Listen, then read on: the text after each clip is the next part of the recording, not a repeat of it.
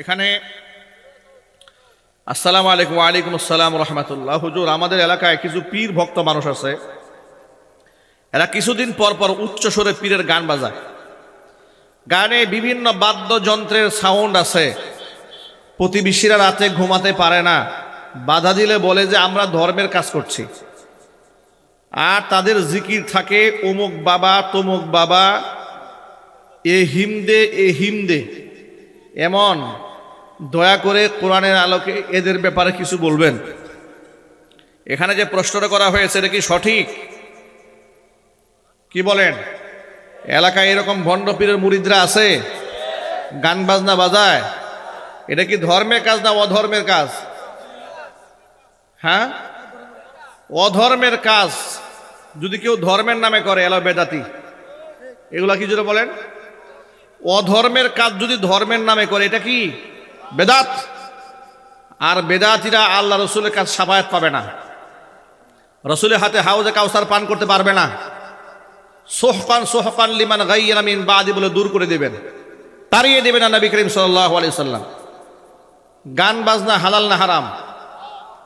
একটা কথা আপনাদেরকে বলি, শরীয়ত সম্মত যে কথাগুলো আছে, যে কথার মধ্যে অশ্লীলতা নাই, আল্লাহর সাথে শরিক নাই, যে কথা শুনলে যে কথা বললে আল্লাহর উপর মহব্বত বাড়ে, রসুলের মহব্বত বাড়ে, দ্বীনের মহব্বত বাড়ে, রাষ্ট্রের মহব্বত বাড়ে, সামাজিক উন্নয়নমূলক কর্মকাণ্ডের কথা যেগুলোর মধ্যে থাকে, সাধারণ মানুষের হৃদয়ে আত্মি থাকে, আর্তনাদ থাকে, সেগুলা সুর দিয়ে বাদ্যযন্ত্র ছাড়া যদি হয় তাহলে অসুবিধা নাই। কিন্তু কয়েকটা কন্ডিশন। বাদ্যযন্ত্র থাকতে পারবে না, 1 নাম্বার কন্ডিশন। 2 নাম্বার, নারীর কণ্ঠ হইতে পারবে না। 3 নাম্বার, ইবাদতে বিঘ্নতা সৃষ্টি হতে পারবে না। 4 নাম্বার, সেখানে হালাল হারামের সংমিশ্রণ থাকতে পারবে না, নারী পুরুষের অবাধ মেলামেশা থাকতে পারবে না। এতগুলো কন্ডিশনে যদি হয় তাহলে সেটা জায়েজ আছে। কিন্তু এখানে যেগুলো লিখেছে এর কন্ডিশন কোনটাই জায়গায় আছে? আছে? প্রথমেই দিয়েছে বাদ্যযন্ত্র দিয়ে গান গায়, হালাল না হারাম? আরো জোরে বলেন। এগুলো সামাজিকভাবে বয়কট করতে হবে। আপনারা যারা সমাজের দায়িত্বশীল আছেন, যুব সম্প্রদায়কে দায়িত্ব নিতে হবে। এগুলো সমাজের মধ্যে করতে দেওয়া যাবে না। বলেন ইনশাআল্লাহ। আল্লাহ রাব্বুল আলামিন যারা এই সমস্ত অন্যায়গুলো করেন তাদেরকে হেদায়েত দান করে, জোরে কোন আমিন।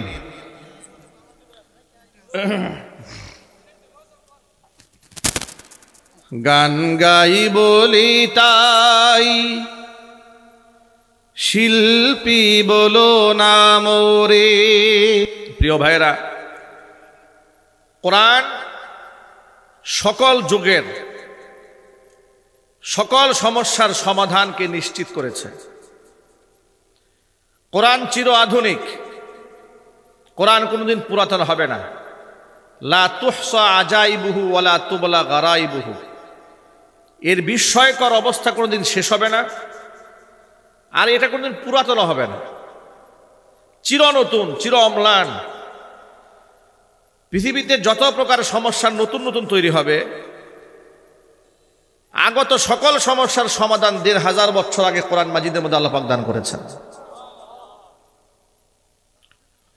যাহারাল ফাসাদু ফিল বাররি ওয়াল বাহরি বিমা কাসাবাত আইদিন নাস। কোরআন বলেছে পৃথিবীতে জলে এবং স্থলে যত প্রকার বিপর্যয় সৃষ্টি হয়েছে, ভাঙন তৈরি হয়েছে, ফাসাদ তৈরি হয়েছে, অরাজকতা সৃষ্টি হয়েছে, এসব মানুষের হাতের কামাই করা। মানুষ যে অন্যায় করে সে পাপের প্রায়শ্চিত্ত তো মানুষকে আমি ওইভাবে দেই না। কে বলছেন? একটু জোরে আওয়াজে বলেন। আল্লাহ পাক বলছেন যা হয়েছে পৃথিবীতে জলে এবং স্থলে মানুষের কর্মের কারণে হয়েছে। তবে এতটুকুন সামান্য দেই, মাঝে মাঝে বিপদ দে, জলোচ্ছ্বাস দে, ঘূর্ণিঝড় দেই, সিডর দে, আইলা দেই। এগুলো কেন দেই?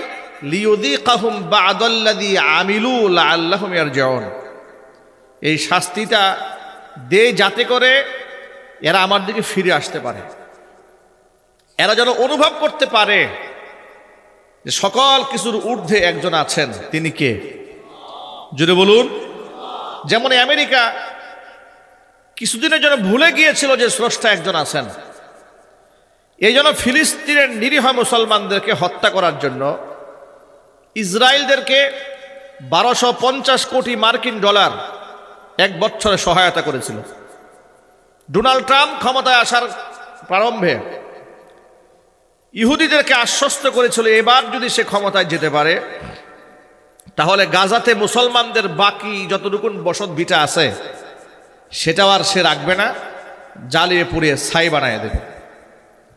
কিন্তু মুসলমানদের বসত ভিটা জ্বালিয়ে পুড়িয়ে ছাই বানিয়ে দেওয়ার আগেই ক্যালিফোর্নিয়া লস অ্যাঞ্জেলেসে আমেরিকাতে এমন আল্লাহর পক্ষ থেকে নাজিলকৃত এক গজবে এমনভাবে তারা জ্বলে পুড়ে ছাই হয়ে গেল, এক বছরে মুসলমানদেরকে হত্যা করার জন্য খরচ করেছিল 1250 কোটি মার্কিন ডলার।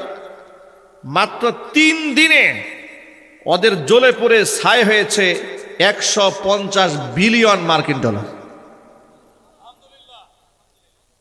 সকল ক্ষমতার মালিককে আরো জোরে বলেন, আল্লাহ যে একজন আছেন এটা মনে রাখার দরকার আছে না নাই? কিন্তু পৃথিবীর স্বৈরাচারেরা এগুলো মনে রাখে না, ঠিক কিনা বলেন? নব্য নমরুদ, নব্য ফেরাউন, নব্য কারুন এগুলো ভুলে যায়। আল্লাহ পাক মাঝে মাঝে দুই একটা ধাক্কা দিয়ে আবার বুঝায় যে আমি একজন আছি। ফাওকা কুল্লি যি ইলমিন আলিম, প্রত্যেক জ্ঞানীর উপরেও জ্ঞানী আছে। আমেরিকার নাসার গবেষণাগার থেকে তারা মহাকাশে তারা কত কিছু উৎক্ষেপণ করে, রকেট পাঠায়, মঙ্গলে যায়, চাঁদে যায়, বিশ্ব পরিমণ্ডল নিয়ে গবেষণা করে। ওদের দেশে বিজ্ঞানীরা গবেষণা করছে মৃত মানুষকে কি করে জিন্দা করা যায়। আমি এই জন্য এক বয়ানে বলেছিলাম মৃত মানুষকে কি করে জিন্দা করা যায় এটা নিয়ে টেনশন না করে আগুন কেমনে নিবানো যায় এটাকে চিন্তা করো। কথা ঠিক কিনা বলেন? আল্লাহ পাক যে আছেন এটা মাঝে মাঝে আল্লাহ একটু স্মরণ করান, একটু ধাক্কা দিয়ে আল্লাহ এই কথাই বলছেন, জহারাল ফাসাদু ফিল বাররি ওয়াল বাহরি, জলে স্থলে বিপর্যয় সৃষ্টি হয়েছে, এমনিতে হয়নি, বিমা কাসাবাত আইদিন নাস, এটা মানুষের হাতের কামাই করা ফসল। তাহলে শাস্তি কেন দেই আমি? লিয়ুযীকাহুম বাদাল্লাযী আমিলু, তারা যে পাপ করেছে, অন্যায় করেছে, কৃতকর্ম যা করেছে তার সামান্যতম স্বাদ এদেরকে আমি আস্বাদন করাই, যাতে করে লাআল্লাহুম ইয়ারজিউন, আমার কথা স্মরণ হওয়ার পর ওরা আমি আল্লাহর কাছে যেন ফিরে আসতে পারে। অন্য আয়াতে আল্লাহ পাক বলেন, ওয়ামা আসাবাকুম মিন মুসিবাতিন ফাবিমা কাসাবাত আইদিকুম ওয়া ইয়াফু আন কাসীর, যত বিপদ তোমাদের পাকড়াও করে সব তোমাদের হাতের কামাই করা। ওয়া ইয়াফু আন কাসীর, অধিকাংশ গুনাহ আমি আল্লাহ পাক এমনিতেই মার্জনা করে দেই। জোরে বলেন সুবহানাল্লাহ। এগুলা তোমাদের কামাই করা ফসল। মহাগ্রন্থ আল কোরআনের প্রতিটি আয়াত গুরুত্বপূর্ণ, এগুলা জানতে হবে, মানতে হবে, তিলাওয়াত করতে হবে, আল্লাহর বিধানের প্রতি শ্রদ্ধা ভক্তি রাখতে হবে। কোরআনের মহব্বত মানুষকে জান্নাত পর্যন্ত পৌঁছে দেয়। কোরআন মানুষকে সঠিক পথের দিশা দেয়। কোরআনের দিক নির্দেশনা দিয়ে যদি কোনো ব্যক্তি চলে, ব্যক্তি আলোকিত হয়। কোরআন দিয়ে যদি কোনো সংসার চলে, ওই সংসারটা জান্নাতি সংসার হয়। কোরআন দিয়ে যদি কোনো সমাজ চলে, এই সমাজটা একটি নেককার দুর্নীতিমুক্ত একটি সমাজ ব্যবস্থায় পরিণত হয়। কোরআন দিয়ে যদি একটা দেশ চলে, রাষ্ট্র চলে, ওটা পৃথিবীর মধ্যে সে রাষ্ট্রটি একটা মডেল রাষ্ট্রে পরিণত হয়। কথা ঠিক কিনা বলেন? ১৫০০ বছর আগে কোরআন দিয়ে ইসলামের খেলাফত চলেছে। ইসলামের সুশীতল ছায়াতলে আশ্রয় গ্রহণ করে লোকেরা এমন এক রাষ্ট্র ব্যবস্থা বিশ্ববাসীকে উপহার দিয়েছে, এমন নীতি এবং নৈতিকতার উৎকৃষ্ট উদাহরণ বিশ্ববাসীকে পরবর্তী প্রজন্মে আর কেউ দেখাতে পারে নাই যে যুগে কোরআন নাজিল হয়েছিল, কোরআন দিয়ে মানুষ জীবন গঠন করে এমন একটা সুন্দর পৃথিবী তারা গড়ে যেতে সক্ষম হয়েছিলেন। চিৎকার দিয়ে এখন আল্লাহু আকবার। বর্তমান জামানায় যারা চুরি করে, ডাকাতি করে, জেনা বদমাশি করে, কেউ স্বেচ্ছায় এসে কি স্বীকারোক্তি পেশ করে যে ভাই আমি অন্যায় করছি, আমার সাজা দেন। কথা বুঝেন না আপনার মনে হয়? অপর ভাই একটু এই যে বক্সগুলো দিচ্ছেন না, এটা আওয়াজ দেন, আমি তো আওয়াজ শুনি না। আমার কথা কি বুঝতে কষ্ট হচ্ছে আপনাদের? এই জামানার কোন চোর চুরি করে বিচারকের কাছে গিয়া বলে পুলিশের কাছে যে ভাই আমি বড় চোর, আমার ধরেন। বরং রাষ্ট্র থেকে হাজার কোটি টাকা বিদেশে যারা পাচার করেছে তাদের বেশভূষা দেখলে মনে হবে এই মাত্র মক্কা মদিনা জিয়ারত করে আসছে। কথা ঠিক কিনা জোরে বলেন? মাইকের সামনে বড় বড় কথা বলবে, দেখে মনে হবে এই মাত্র জিবরাইল এসে ওনার কাছে ওহী দিয়ে গেছে, এইরকম পরিচ্ছন্ন। কিন্তু আমল আখলাক এত গান্ধা, এত নষ্ট। পাপের যদি দুর্গন্ধ থাকতো তাহলে এই যে হাজার মানুষ আমরা জমা হয়ে বসে আছি না, আমরা কেউ কারো পাশে ঘেঁষতে পারতাম না। দুর্গন্ধে এক একজনের দম ফেটে মারা যেত। ঠিক কিনা জুড়ে বলেন? আল্লাহ পাক আমাদের জন্য রহম করেছেন, পাপের কোনো দুর্গন্ধ আল্লাহ দেন না। তবে পাপিষ্ঠ ব্যক্তি দুর্গন্ধ ছড়ায় মরার পরে। আল্লাহ নবী সাল্লাল্লাহু আলাইহি ওয়াসাল্লাম বলেছেন, নিকৃষ্ট পাপিষ্ঠ ব্যক্তির আত্মা কবজ করার পরে যখন তার রূহটাকে প্রথম আসমানে নেওয়া হয়, আসমানের দরজা তার জন্য উন্মুক্ত করা হয় না। তার রূহের পচা দুর্গন্ধে গোটা আসমান ভরে যায়। রুকেলা বলতে থাকে এগুলা কার আত্মা, এটা কার? তখন ফেরেশতারা নাম ধরে বলে দুনিয়ার অমুকের ছেলে, অমুকের মেয়ে, এটা বাবার নাম ধরে, লাশের নাম ধরে তার নামে ঘোষণা হয়ে যায় আসমানে। তখন তার জন্য আসমানের দরজা খোলা হয় না। সজোরে সেখান থেকে ফেরেশতারা রূহটাকে এত জোরে নিক্ষেপ করে একেবারে সিজ্জিনে পাঠায় দেয়। জোরে কন্যা নাউজুবিল্লাহ। আর যারা নেককার মানুষ তাদের আত্মা এক পবিত্র পাত্রের মধ্যে নেওয়া হয়, পরিচ্ছন্ন পোশাকধারীরা তার জানটা কবজ করে। উপর মহলে নেওয়ার সাথে সাথে আসমানে তার দেহের সুঘ্রাণে গোটা আসমান ভরে যায়। তখন তার জন্য আসমানের দরজা খুলে দেওয়া হয়। এরপরে তাকে উপরে উঠিয়ে নেওয়া হয়। প্রথম আসমানের ফেরেশতারা দ্বিতীয় আসমানে যায় না, দ্বিতীয় আসমানের ফেরেশতারা আত্মাটাকে গ্রহণ করে।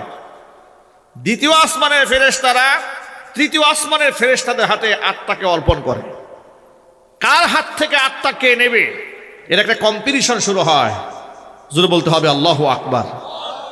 সর্বশেষ তাকে ইল্লিয়িন নামক স্থানে তার আত্মাকে পৌঁছে দেওয়া হয়। জোরে কোন আল্লাহু আকবার। সুতরাং আমরা গুনাহগার, পৃথিবীতে আমাদের পাপের কোনো দুর্গন্ধ নাই। আল্লাহ লুকিয়ে রেখেছেন, আল্লাহ আমাদের জন্য আসান করেছেন, আল্লাহ আমাদের উপর দয়া করেছেন। আল্লাহ পাক যেন আমাদের মাফ করে দেন। সকলে একটু জোরে কোন আমিন। আরো জোরে কোন আল্লাহুম্মা আমিন। মহাগ্রন্থ আল কোরআনের প্রতিটি আয়াত গুরুত্বপূর্ণ, মানতে হবে, স্বীকার করতে হবে, মহব্বত রাখতে হবে। কোন ব্যক্তি যদি আল্লাহ পাকের আয়াত মান্য করে আর সে অনুযায়ী সমাজ পরিচালনা করে, আল্লাহ পাক ওই সমাজটাকে জান্নাতি সমাজ বানিয়ে দেন। বর্তমান জামানায় কেউ চুরি করে এসে আদালতে গিয়া নিজের আত্মসমর্পণ করে না, খুন করে আত্মসমর্পণ করতে চায় না, নিজের অপকর্ম স্বীকার করতে চায় না। কিন্তু ১৫০০ বছর আগে আল্লাহর নবী কোরআন দিয়ে এমন সমাজ বিনির্মাণ করতে সক্ষম হয়েছিলেন, শয়তানের ওয়াসওয়াসায় পড়ে কোনো ব্যক্তি যদি গুনাহ করে ফেলেছে স্বেচ্ছায় নবীজির কাছে চলে আসতেন, এসে বলতেন ইয়া রাসূলুল্লাহ আমি বড় গুনাহ করে ফেলেছি, কদ হালাকতু ওয়া হালাকতু, নিজেকে ধ্বংস করে ফেলেছি, আমি তো আরেকজনকেও ধ্বংস করে ফেলেছি, নবী আপনি আমারে পাক বানায় দেন। এমনকি মৃত্যুদণ্ড হাসি মুখে মেনে নিয়েছেন, কিন্তু অপরাধ স্বীকার করে নিজেকে পবিত্র বানিয়ে নিয়েছেন। জোরে কোন সুবহানাল্লাহ। এই জন্য কোরআনময় জীবন গড়ার জন্য প্রতিযোগিতা করতে হবে। আল্লাহ যেন তৌফিক দান করেন। আমি কোরআন মাজিদের হাজার হাজার আয়াতের ভেতর থেকে আমার খুতবার মধ্যে সূরাতুন নূরের 32 নম্বর আয়াত আপনাদের সামনে তেলাওয়াত করেছে। কোন সূরা? সবাই একটু জোরে বলেন। সূরা নূর থেকে 18 নম্বর পারার এই সূরা থেকে 32 নম্বর আয়াত আপনাদের সামনে তেলাওয়াত করেছে। 32 নম্বর আয়াতের তরজমা সামান্য আংশিক তাফসীর আল্লাহর সাহায্য নিয়ে আপনাদের সামনে উপস্থাপন করব। আমরা বলি ইনশাআল্লাহ। অনেক অনেক কথা বলবো না, একটি আয়াত থেকেই আমরা এটা আলোচনা করবো ইনশাআল্লাহ। এই আয়াতটি বেছে নেওয়ার আমার একটা কারণ আছে। এত আয়াত থেকে আমি এটা কেন বাছলাম আপনাদের সামনে, ওটা আগে বলি। ইতোমধ্যে গতকাল থেকে আপনার সংবাদ মিডিয়াতে, পত্রপত্রিকাতে, সোশ্যাল মিডিয়াতে একটা সংবাদ দেখেছেন, ভাইরাল হয়ে গেছে। ঢাকা শহর থেকে অল্প বয়সের একটা মেয়ে হারায় গেছে। গোটা দেশ তুলপার হয়ে গেল, সারা দেশে গরম হয়ে গেল, সবাই দুঃখ প্রকাশ করতে শুরু করলো, আফসোস করতে শুরু করলো, হারে অল্প বয়সের একটা মেয়ে হারিয়ে গেল, ফুটফুটে চাঁদের মতো চেহারা, বাচ্চাটা হারিয়ে গেল। আমরা আফসোস করেছি, আপনারা করেছেন, দেশবাসী করেছে, মিডিয়া কর্মীরা করেছে, প্রশাসন লোকেরা করেছে, গার্জিয়ানরা থানায় জিডি করেছে, পুলিশ তল্লাশি শুরু হয়ে গেল। আজকে রেজাল্ট এলো যে মেয়েটি তো হারিয়ে যায় নাই, তাই বয়ফ্রেন্ডের সাথে পালায়ে গেছে। মাশাআল্লাহ বললেন নাকি নাউজুবিল্লাহ বলবেন? বয়ফ্রেন্ডের সাথে পালায়ে গেছে। সময় টেলিভিশনে এবং তাদের যে অনলাইন পোর্টাল আছে, অনলাইন পোর্টালের মধ্যে সংবাদ ছেপেছে, হারিয়ে যাওয়া শিশুটিকে পুলিশ উদ্ধার করেছে। যে মেয়ে বয়ফ্রেন্ডের সাথে রাত্রি যাপন করতে পালিয়ে যায় সে নাকি শিশু, হারিয়ে যাওয়া শিশু।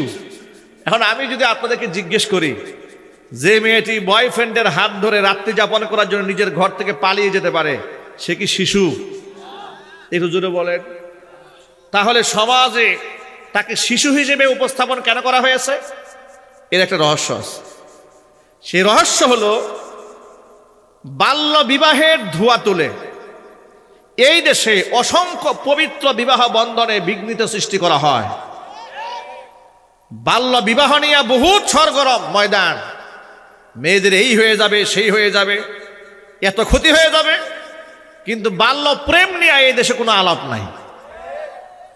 হাত্তাকে 2019 সালে সাভারের একটি মেয়ের বিবাহ অনুষ্ঠান হচ্ছে, সেখানে প্রশাসনের লোকেরা গেলেন, দায়িত্বশীলরা গেলেন, অন দ্য রেকর্ড এখনো ভিডিওটা সোশ্যাল মিডিয়াতে খুব ভাইরাল।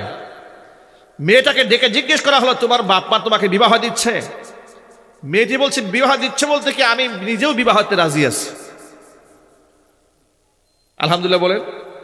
মেয়েটি বিবাহ বলছে আমি বিবাহতে রাজি আছি, জোরপূর্বক আমার বাবা মাকে বিবাহ দিচ্ছে না। তাকে বলা হলো যে তুমি কি জানো না 18 বছর আগে যে মেয়েকে বিবাহ দেওয়া যায় না? বলে জানি। ছেলেটা আমাকে পছন্দ করে, এই জন্য বিবাহ হয়ে যাচ্ছে, আমিও ছেলেকে পছন্দ করি। তখন প্রশাসনের লোক, ভদ্র মহিলা বলছে যে তুমি অপেক্ষা করো, তোমাকে যেহেতু সে ছেলেটা পছন্দ করে, 18 বছর পর্যন্ত তাকে অপেক্ষা করতে বলো, তোমরা বিবাহ করবে কেন? লাইলি মজনুর মতো প্রয়োজনে 18 বছর পর্যন্ত প্রেম করবে। এত আস্তে নাউজুবিল্লাহ বলেন আপনারা। এরা প্রকাশ্য দিবালোকে জনসম্মুখে ক্যামেরার সামনে আমাদের সন্তানদেরকে জিনার দিকে ডাকে, ব্যভিচারের দিকে ডাকে, অন্যায়ের দিকে ডাকে, বাল্য বিবাহের নামে পবিত্র নিকাহের বন্ধনকে বিঘ্নিত সৃষ্টি করে, শরীয়তের বিধানকে তারা টুকরা করে, জিনা ব্যভিচারকে প্রমোট করে। চিল্লায় বলতে হবে ঠিক কিনা? কসম আল্লাহর, ওরা আল্লাহর গোলাম নয়, ওরা শয়তানের গোলাম। ওরা কার গোলাম? শয়তানের গোলাম। এই শয়তানের গোলামদের কারণে এই সমস্ত মেয়েরা বয়ফ্রেন্ডের হাত ধরে পালিয়ে যায়। তার কারণ সঠিক সময়ে বাবা মা কন্যাদেরকে বিবাহ দিচ্ছে না, ছেলেদেরকেও বিবাহ করাচ্ছে না। এই জন্য অবৈধ দিনদারিতার কোনো মূল্যায়ন আমাদের কাছে নাই। ছেলে বিবাহ করাতে গিয়েও সবার আগে দেখি টাকা, মেয়ে বিবাহ দিতে গিয়েও সবার আগে দেখি টাকা। ঠিক কিনা বলেন? টাকা দেখি, আমরা ক্ষমতা দেখি, আভিজাত্য দেখি, যার জন্য সংসারে সুখ হয় না, শান্তি হয় না, অল্পতেই ডিভোর্স হয়ে যাচ্ছে, তালাক হয়ে যাচ্ছে, পরকীয়ায় জড়িয়ে যাচ্ছে, স্বামী দ্বারা স্ত্রী নির্যাতিত হচ্ছে, স্ত্রী কর্তৃক স্বামী নির্যাতিত হচ্ছে। ঠিক কিনা বলেন? এর একমাত্র গ্যাপ তৈরি হয়েছে তাকওয়া। এটাকে আমরা প্রাধান্য দিইনি, ধার্মিকতাকে প্রাধান্য দিইনি। নবী করিম সাল্লাল্লাহু আলাইহি ওয়াসাল্লাম বলেছেন, তুনকাহুল মারআতু লিআরবাঈন, 4টা গুণ দেখে মেয়েদের বিবাহ হয়। 1 নাম্বার লি জামালিহা, তার সৌন্দর্যতা দেখে বিবাহ হয়। ওয়ালি মালিহা, তার সম্পদ দেখে। ওয়ালি হাসাবিহা, তার বংশ দেখে। ওয়ালি দীনিহা, তার ধার্মিকতা দেখে। ফাযফায বিযাতিদ দীন, ধার্মিকতার গুণকে প্রাধান্য দাও। তারিবাত ইয়াদাক, ধার্মিকতার গুণকে যদি প্রাধান্য না দাও তাহলে তুমি ধ্বংস হয়ে যাবে। এই কথা কি আমি বলেছি নাকি আল্লাহ রাসূল বলেছেন? আল্লাহ রাসূল সাল্লাল্লাহু আলাইহি ওয়াসাল্লাম মিথ্যা কথা বলেন, ভুল কথা বলেন? আজকে সমাজের মধ্যে ডিভোর্স কারা হচ্ছে, তালাক কাদের হচ্ছে? যাদের মধ্যে বদ্দিন ঢুকে গেছে, তাদের সংসারের মধ্যে অশান্তি তৈরি হয়েছে। ঠিক কিনা বলেন?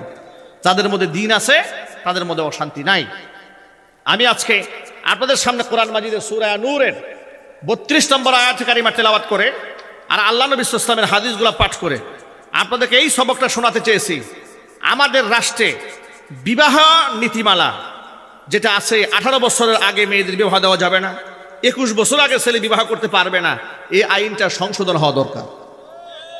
কথা বলেন, এটা আওয়াজ তুলতে হবে। কারণ আমাদের মেয়েরা 15, 16, 17 বছরে উপযুক্ত হয়ে যাচ্ছে। ঠিক কিনা জুড়ে বলেন?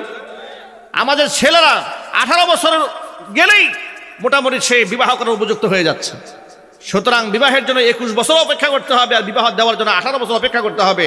আর এই দিক থেকে আকাম কুকাম অন্যায় যা আছে সব হয়ে যাবে, এটা আমরা মানতে পারি না। আমরা জিনাকে কঠিন বানাতে চাই, বিবাহকে সহজ করতে চাই, যে আইন আল্লাহ পাক আমাদের জন্য করে দিয়েছে। আর গার্জিয়ানদের প্রতি আমাদের মেসেজ, যে আমরা আমাদের মেয়েদেরকে সঠিক সময়, ছেলেদেরকে সঠিক সময় বিবাহ করাবো। আমরা বলি ইনশাআল্লাহ, বলেন ইনশাআল্লাহ। সঠিক সময় নামাজ আদায় করবো, বলেন ইনশাআল্লাহ। জানাজার নামাজে লম্বা বক্তব্য দিয়া টাইম লস করা যাবে না। কথা কি মনে থাকবে তো ইনশাআল্লাহ? আল্লাহ রাব্বুল আলামিন আমাদের সকলকে কথাগুলোর উপরে আমল করার তৌফিক দান করেন। আমরা স্যার কালেকশনে অভ্যস্ত নই। আমি রুমাল পাঠিয়ে দিচ্ছি। প্রিয় ভাইয়েরা, আপনারা মাদ্রাসার মাহফিল যে যা পারেন একটু দানের মধ্যে শামিল হয়ে যান ইনশাআল্লাহ।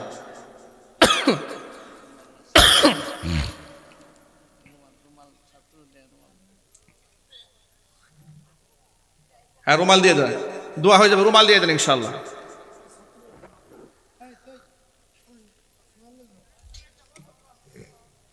ভাই রুমাল পাঠিয়ে দেন। এখানে আসসালামু আলাইকুম। ওয়ালাইকুম আসসালাম রহমতুল্লাহ। হুজুর, আমাদের এলাকায় কিছু পীর ভক্ত মানুষ আছে, এরা কিছুদিন পর পর উচ্চ স্বরে পীরের গান বাজায়। গানে বিভিন্ন বাদ্যযন্ত্রের সাউন্ড আছে।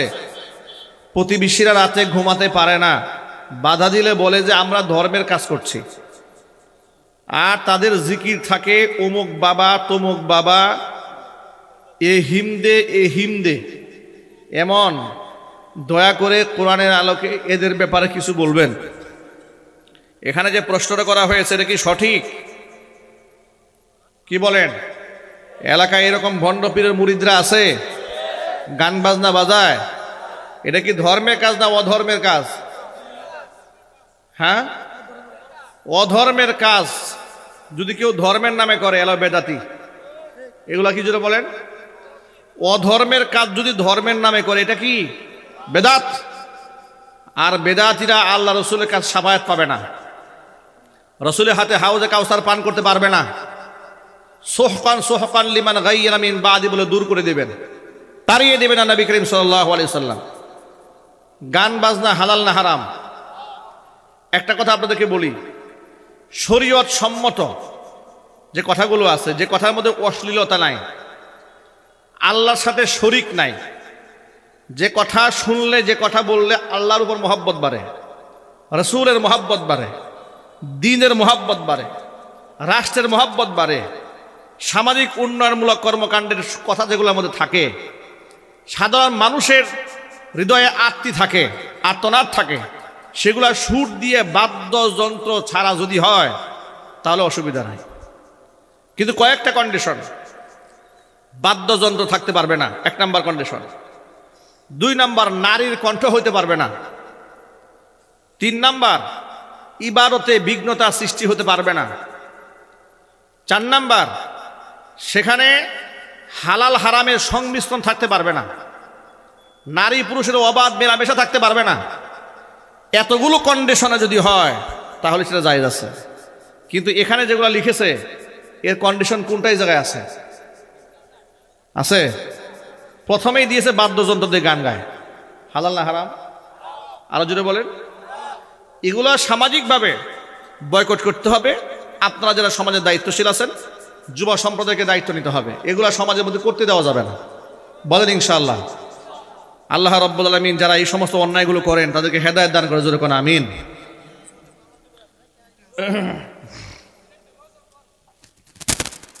গান গাই বলি তাই